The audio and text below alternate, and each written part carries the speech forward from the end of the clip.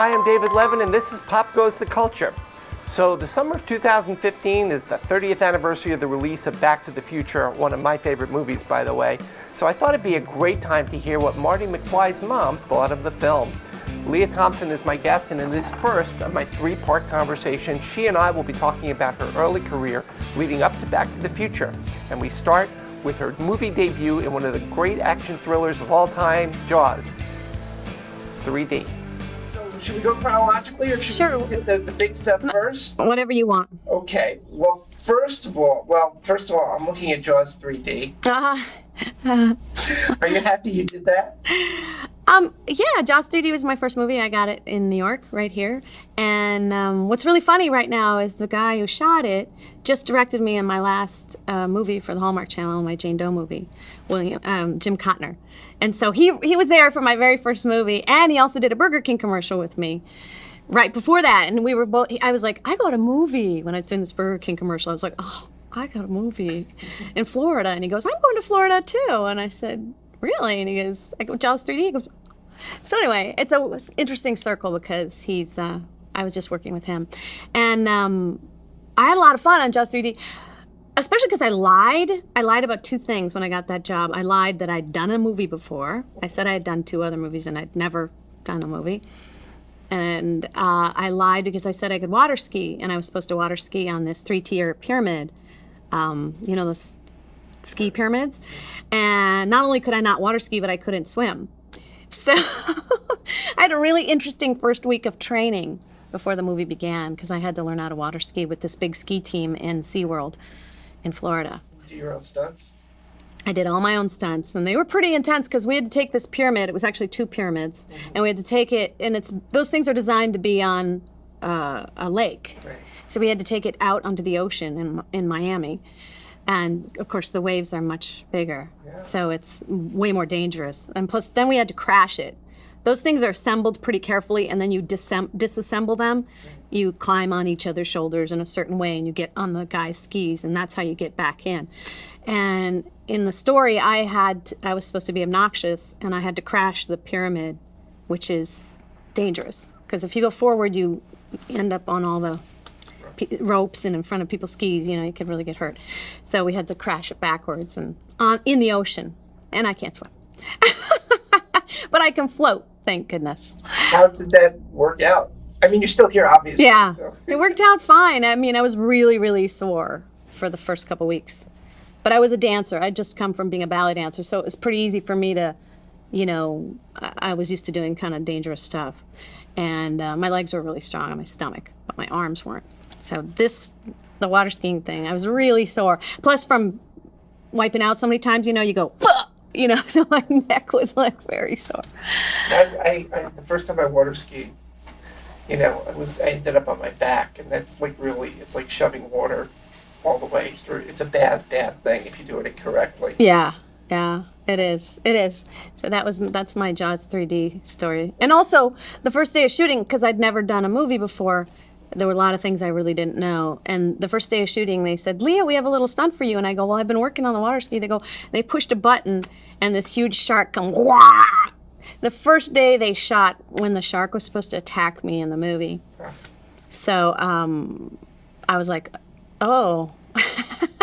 They were just like, you stand here, and this 2,000-pound mechanical shark is going to lunge at you. And I was like, you really think I'm stupid, don't you? I guess I am. All right, let's do it. Is this the one with that big glass thing broke?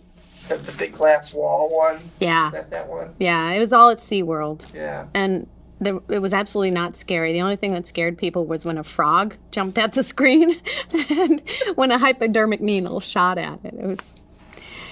It was kind of bad. What were the reviews on that one?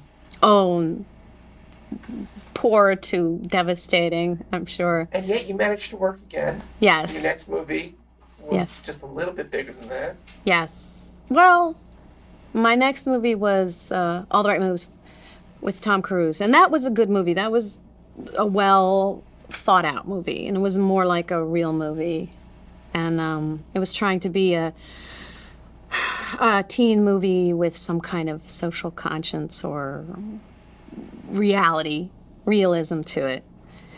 And I didn't. Actually, that movie's kind of interesting because I didn't audition for the lead, which I got, because there was nudity in it, and I didn't want to do that. So I went and auditioned for the part of my girlfriend, and the director was like, "Yeah, you're really perfect for the lead," which is like something all starlets in New York City kind of dream about. But I was like, I don't really want to take off my shirt, so I had to do a lot of soul searching because that was really a big part of the movie. I mean, they wanted that, so I.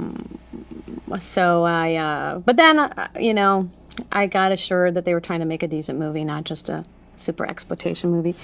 And then when we finally got to the nude scene, which was very sweet, Tom Cruise offered to take his clothes off as well, in solidarity. What a nice guy. Yes. And now the movie's kind of famous for that, because if you stop the VCR or something, or the DVD, you can see Tom Cruise's special thing that just made a nice baby. Tommy. But I was proud of that movie. That was a really good movie, and I learned a lot about acting. What'd you learn?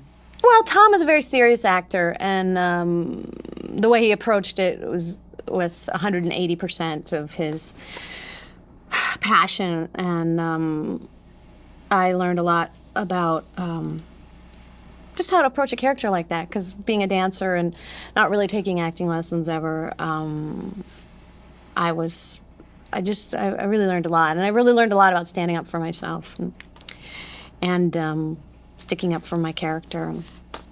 I think it's a good movie. I haven't seen it.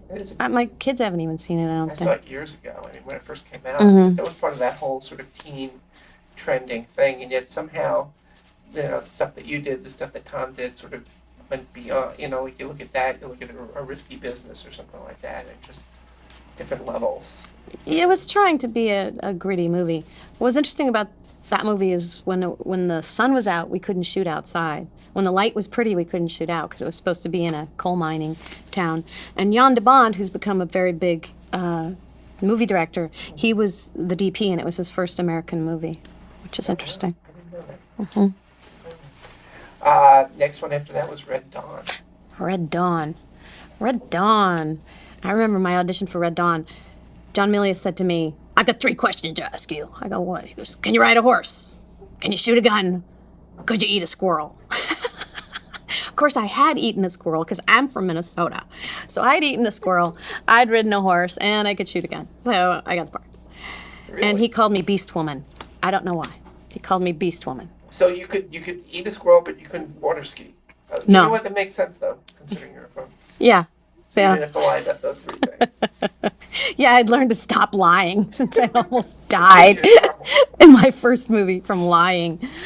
my God. But Red Dawn was the most fun I've ever had making a movie. It was like being a boy, We just got to shoot guns and stay up late and carry on and do weird things. So we were just like Charlie Sheen and Jennifer Grey and me and Patrick Swayze and all these crazy things going on, and we were just like all boys. It was fun. The height of the Cold War. Yeah, I mean, Jennifer and I were about as liberal as we could get, so it was a little odd being in that super, super, super right-wing movie. And but it was an interesting story, the story of Russians taking over America and these kids single-handedly bringing down the Russians. Yeah, Wolverine! Kids could do that back in the 80s, though. Yeah. War games, they could bring down. I had a lot of hair in that movie. It was my first perm. But I didn't wear any makeup, which was kind of cool. We would just come in, we'd stagger in the morning, and we'd squint, and they'd put dirt on our face, and that was it. It's good to be 20. You can do that. Back to the Future. That was probably the biggest one at that point, wasn't it? Mm-hmm. How did you get involved with that?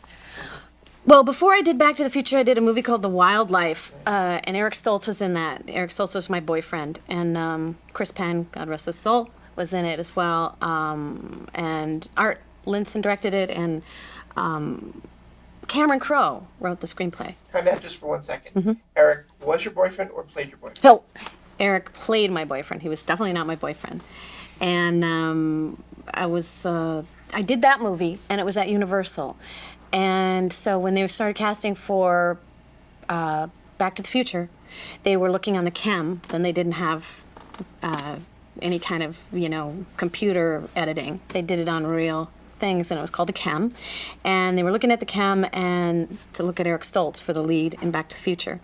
And Zemeckis said, "Who's that girl? Who's that girl? She's great." And so they brought me in, and I remember the screen test. Spielberg was running the video camera, and we were in Amblin, and for some reason the part was just perfect for me, the old and the young. And they cast me and Eric Stoltz, strangely enough, as Marty McFly and Lorraine McFly. And then they, fired Eric and got Michael Fox. Right. What was going on 6 during weeks. those first 6 weeks? I mean, was it? I think I had done this other movie with Eric Stoltz, and so he just was really.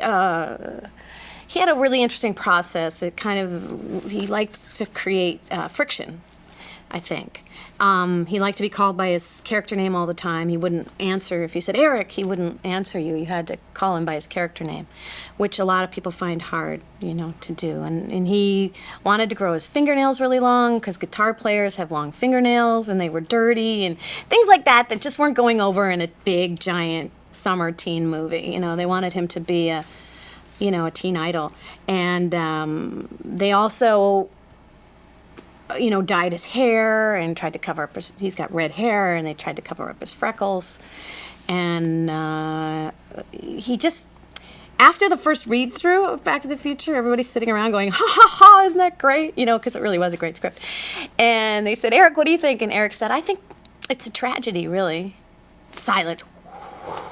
Tumbleweeds.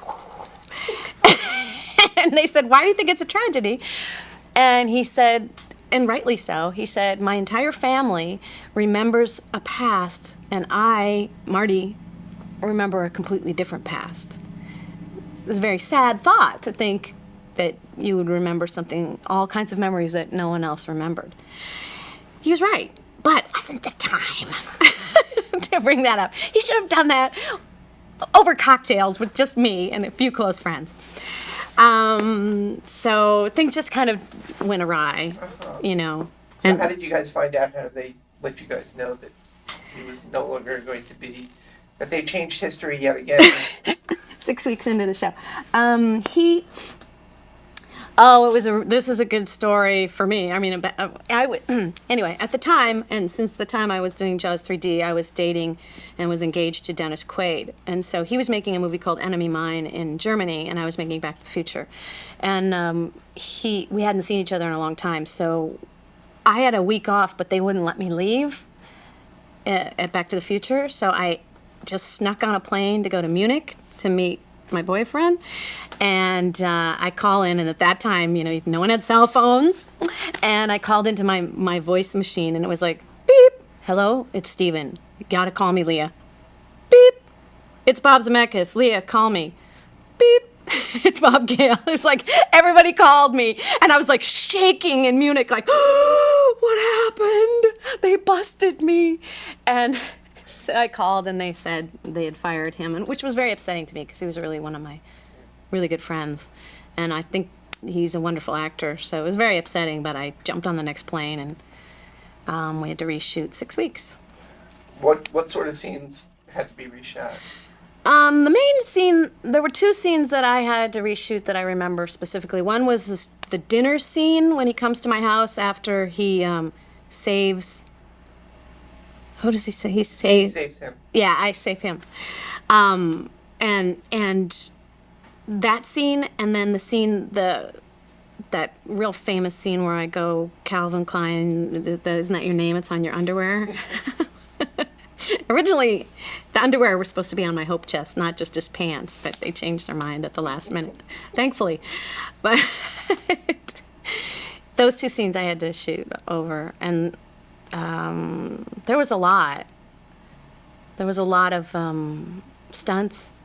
Right. And things that Chris Lloyd said they had to reshoot the whole sort of terrorist scene. Yeah. So that's just, God, all that money, all that time. They had gone from like 2 weeks of nights to another 2 weeks of nights. Yeah. He said he said he said that for him it actually turned out okay because he found the character during that period. He said, I did a little bit better. I lightened up the tone a little bit. And he said also by working with Michael that his whole tone sort of changed. Right. Did you find that? Did you find that you had a lighter, did you change your interpretation with Michael?